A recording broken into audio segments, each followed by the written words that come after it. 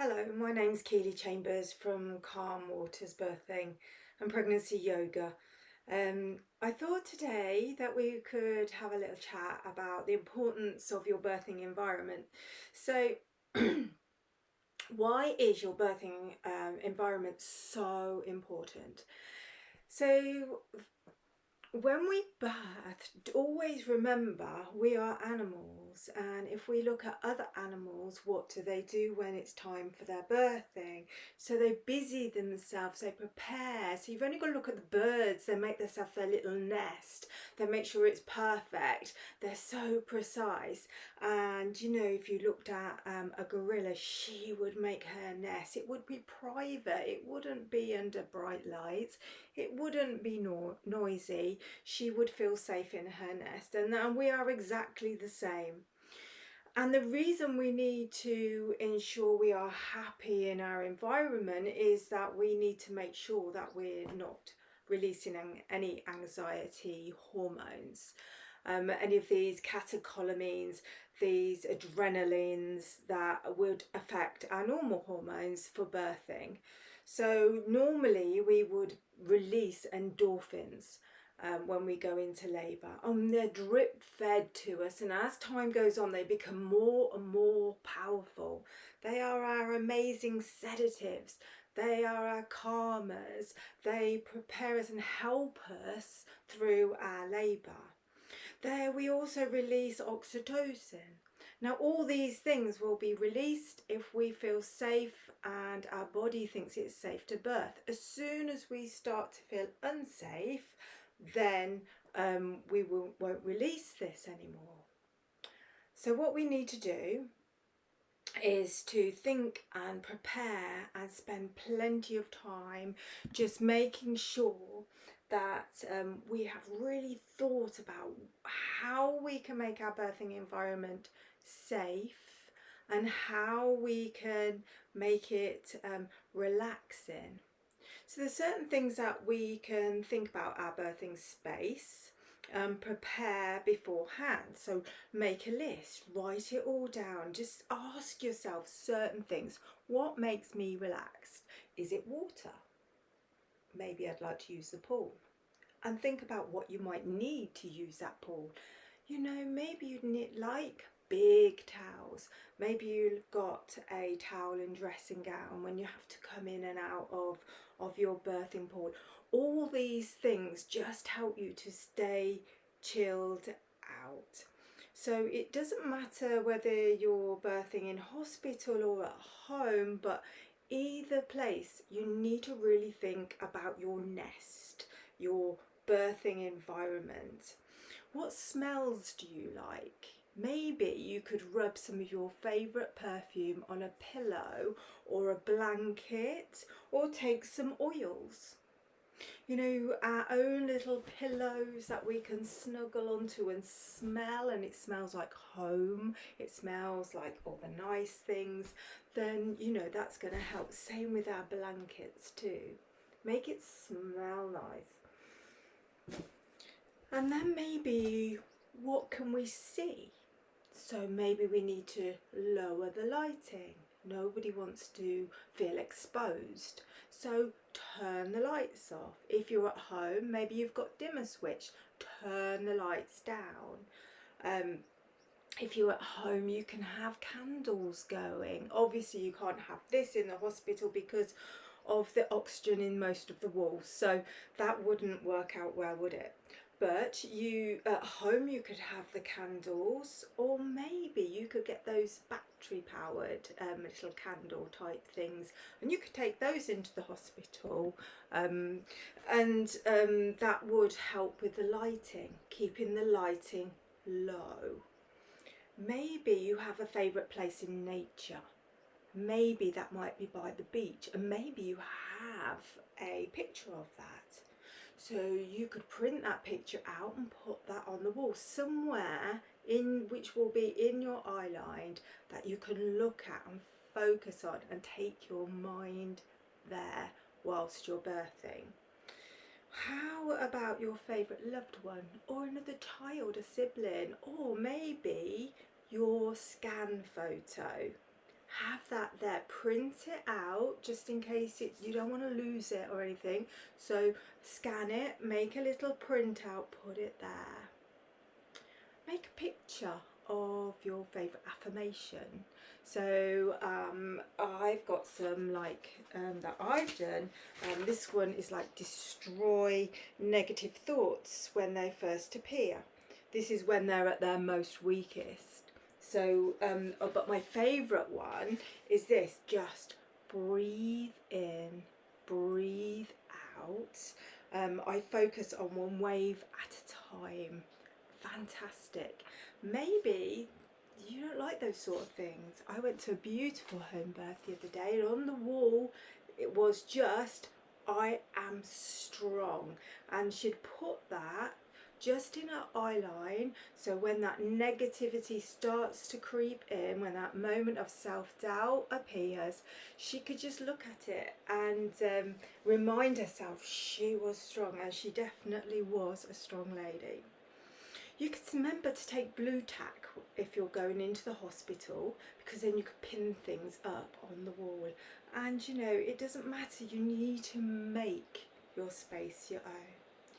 Okay, what about the sounds that you're hearing? At home you can create the sounds that you want, but in hospitals you might have plenty of distractions of trolleys going by, people talking as they're going down the corridor. So make a playlist to drown out the noise. Obviously you're not going to have it on full blast, but you know, a gentle relaxing playlist which lasts about an hour and a half, and then you can just sort of replay it and take a little one of those little remote control speakers. I've got like one like this, and so a little portable speaker, and then you can just have it and you've got total control of it there. So, and your space, make your space your own. So take your own blanket, maybe your pillow. Move the bed right out of the way. You want to avoid the bed. Ask for a bean bag, ask for a birthing mat, a ball, or a birthing stool to sit on. Try to use the bed more of a support rather than something to lie down on. At certain times you're gonna have to need a little bit of a rest and maybe a little bit of a lie down, but not all the time, and it's not good to be on there. You want to be moving around, so push the bed out of the way. Maybe push it, if it will go, against a wall. Nobody's going to mind, none of the midwives will mind whatsoever, and then you can use it as a support for upright leaning forward sort of positions, or maybe hold on to it and then you can like squat down if you wanted to, you know, so you can stand and lean instead of lying down. So you want to try and avoid that at all costs. The light, as I said before, it needs to be soft. Turn the lights down. Think of ways you can have soft lighting. And comfort, you know, and support. Have the right person with you. So if your partner doesn't want to go, because some partners don't want to go, they're not the right people to go with you. If they're going to be frightened, if they don't understand birthing, you know, maybe someone else that does would be a better support for you. Or make plans to get them educated. You want somebody with a positive view on birthing, has faith in you and your body. Someone that can be your voice, so they understand your wishes and what you want throughout your birthing. And here's a nice one: dress well. So wear something that's comfortable and nice, obviously something that you don't mind if it has to be binned, but it's one of the most important days of your life. You're giving birth to your baby, so why not wear something nice? Why not think about anything that makes you feel good? Remember, you need to promote those beautiful hormones, reduce the anxiety, feel special, go within yourself and just tap into your primal instincts. This is nature at her most empowered. Cover the clocks. So maybe you want to take your affirmation and a piece of blue tack just to stick over a clock. You don't want to be clock watching, and you'll be surprised actually if you don't clock watch how fast your labour will actually go. Think about keeping yourself hydrated and your glucose levels up. So all the way through your pregnancy, I always advise people high protein, low sugar diet. But here we are, we're doing a marathon of work, so therefore we need glucose. So you know, dried apricots, if you like those, they're really nice. If you're more of a, you like your sweeties and things, jelly babies, the glucose in jelly babies go into your body really, really quickly.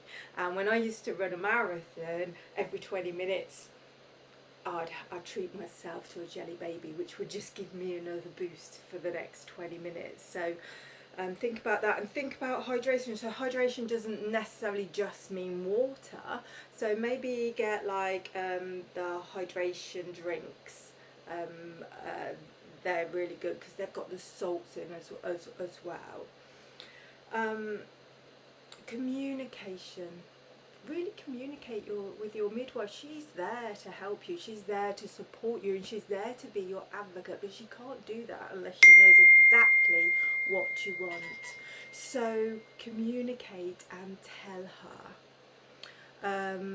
Let her know all of your birth, your birth plan, wishes, who wants to say what sex the baby is if you don't already know, and that you want to breastfeed, and you definitely want to do the skin to skin contact, exactly, things like that.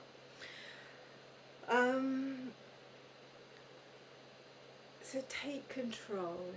This is my main message to you. Take control of your space. Make your nest, whether you're going to birth at home or in hospital.